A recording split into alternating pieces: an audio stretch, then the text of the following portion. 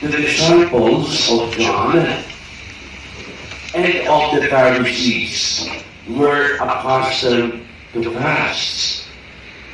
People came to Jesus and objected why the disciples of John and the disciples of the Pharisees fast, but your disciples do not fast. Jesus answered them, "Can the wedding guests fast while the bridegroom is with them?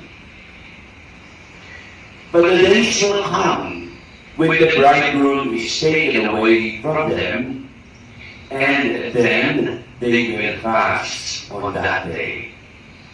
No one sews a piece of unshrunken cloth on an old cloak. If he does, its fullness pulls away the new from the old, and the tear gets worse. Likewise, no one pours new wine into old wineskins. Otherwise, the wine will burst the skins, and both the wine and the skin are ruined. Rather, new wine is poured into fresh wineskins." The Gospel of the Lord. Praise to you, Lord Jesus Christ. Approaching the season of Lent. Why? The Gospel and the other readings also speaks of fasting. Fasting has a new image now in this generation. The old understanding or concept of fasting is that it refers to food. You don't eat. Or there are prescriptions you don't eat for Christians, or Catholic specifically. We don't eat meat on a Thursday, especially Tuesday and Friday. So we don't eat that.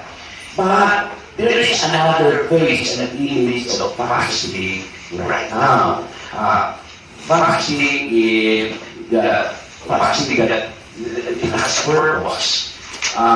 We will pray, for example, in the seminary that if I do not intend to eat for the rest of the week, my breakfast, and I would tell my rector and say, I will not eat breakfast. Instead, the budget for breakfast, I will convert it into my slippers for the natives, the Manyans, for example, with the natives and that. So there is a purpose. I did not eat, but my budget is converted into something to give to those who are in need. So there is a purpose. So, just not fast for the sake of, trimming down my body because I'm overweight.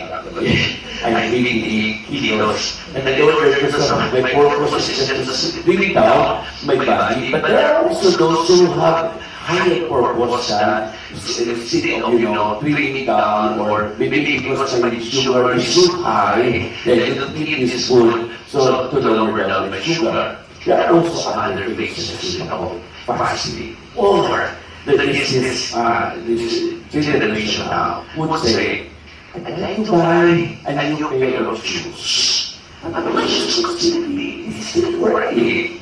So instead, I restrain myself of buying too much in giving also justice for others who have none, and then join with that by also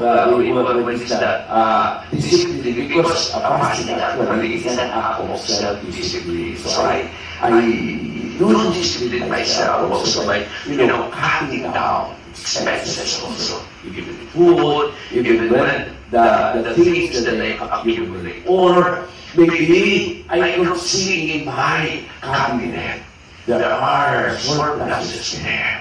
Then I think of somebody or someone who has that, and then I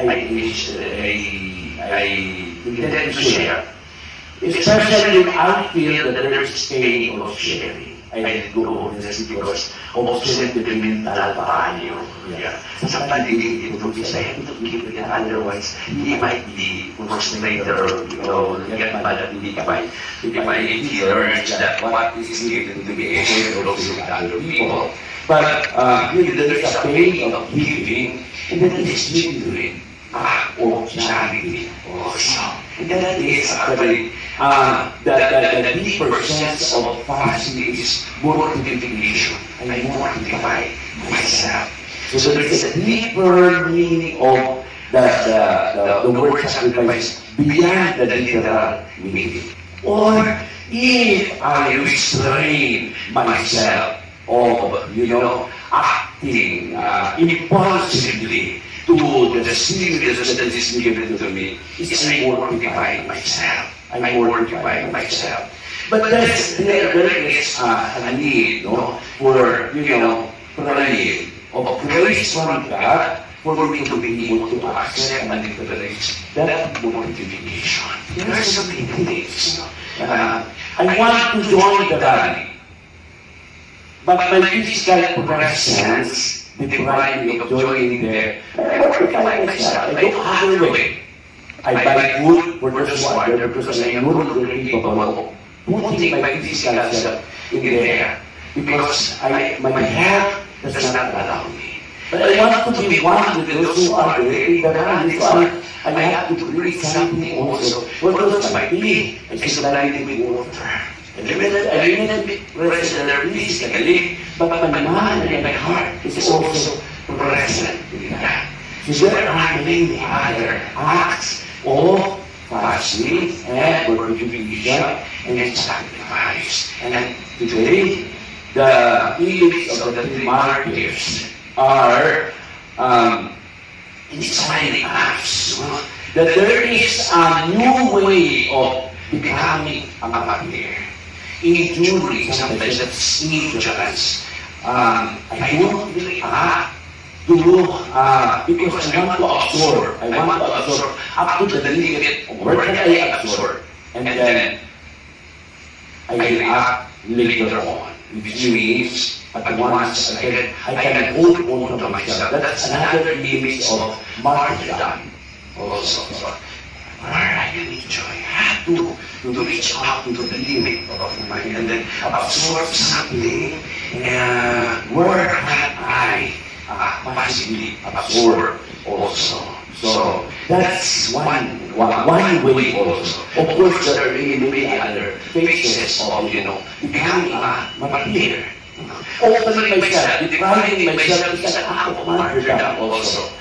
If I have something, and then maybe it will not really take away my dignity if I share something for those who are in need. That's one way of martyrdom. I deprive myself of these needs. I wanted to get back at the person, but I withheld for a time because I try myself to restrain myself in embracing also martyrdom. So that's also another dimension. It comes in different forms, in different levels. It depends on how we will respond to the stimulus that is given before us.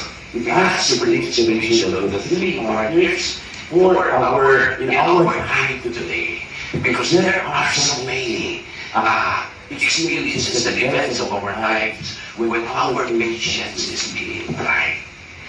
Therefore, we ask for this purpose. Let us all stand together for our